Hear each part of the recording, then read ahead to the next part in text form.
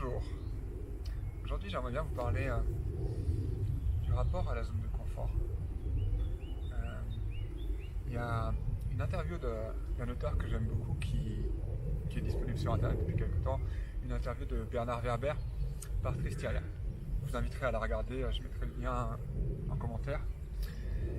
Donc Bernard Werber, donc auteur des Fourmis et d'Anatonautes, L'Empire des Anges, il commence l'interview par dire qu'il a eu la chance d'avoir une enfance vraiment pas terrible.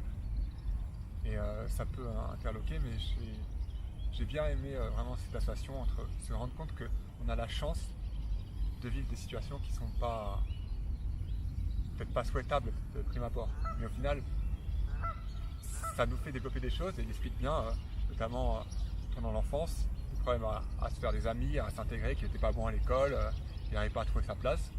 Donc il a dû développer des qualités ou chercher vraiment se poser des questions pour dire quelle est ma place?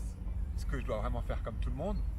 Ou est-ce que je dois essayer de trouver quelles sont mes ressources, celles qui me correspondent? C'est peut-être une question qui s'est posée très jeune et notamment il a découvert qu'il avait un don pour raconter des histoires, puis on comprend vite donc, à quoi ça l'a amené. Un peu plus tard dans l'interview, il a dit qu'il valait mieux vivre sa vie comme un roman.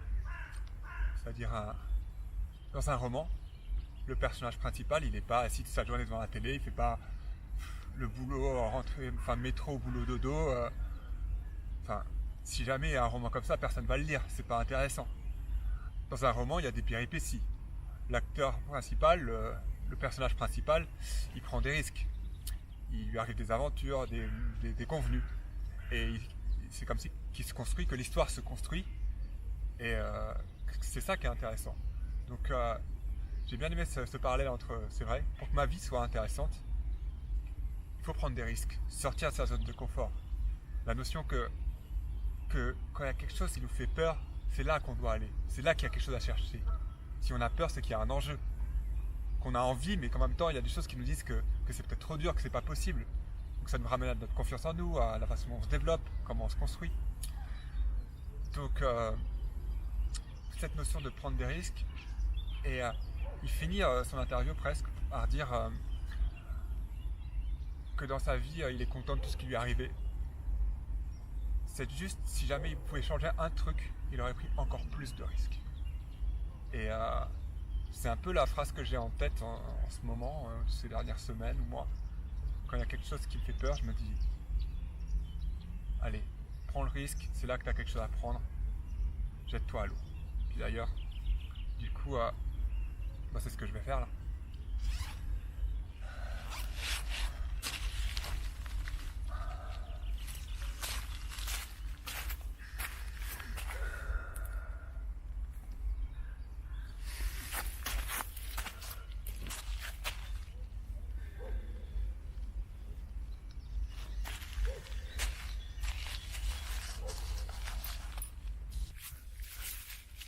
Voilà.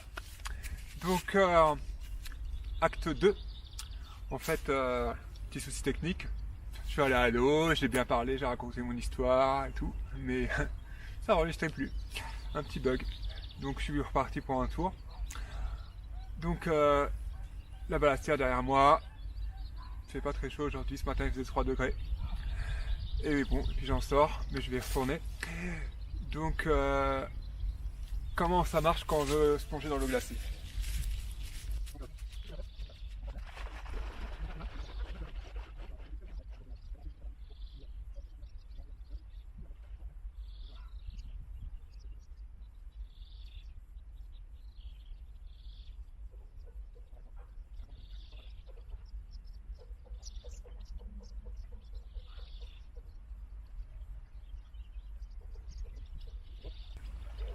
Et on pourrait dire que penser qu'on sort de l'eau, que c'est fini, mais en fait pas du tout. Donc quand on sort de l'eau froide comme ça, le corps s'est refroidi.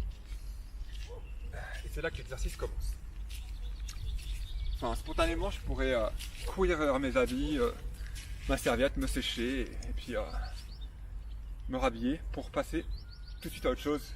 Mais si je fais ça, presque je crée un trauma où j'accepte que la situation là, elle était pas plaisante. Et c'est pas le signal que je veux me donner. C'est pas ce que je veux intégrer en moi. Qu'est-ce que je veux intégrer en moi? Je veux déjà dire à mon corps qu'il a les ressources pour se réchauffer de lui-même, pour se prendre en charge, me prendre en charge.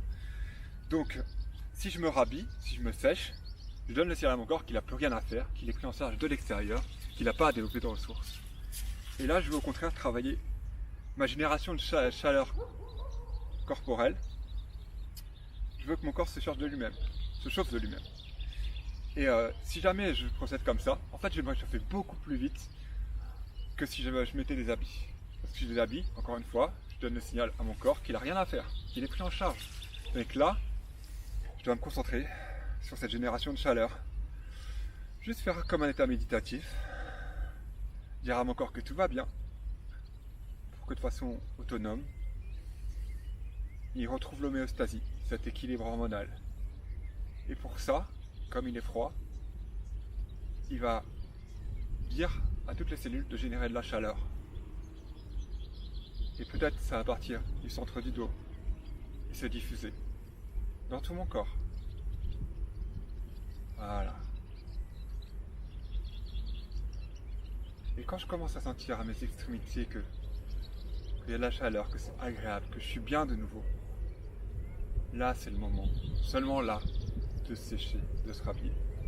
Sinon vous n'êtes pas allé à la fin du match, vous n'êtes pas allé tuer le maître du donjon pour sauver la princesse, vous êtes arrêté devant les douves en vous disant c'est bon, je suis arrivé, je suis au château. Ben non, l'épreuve, elle n'est pas finie.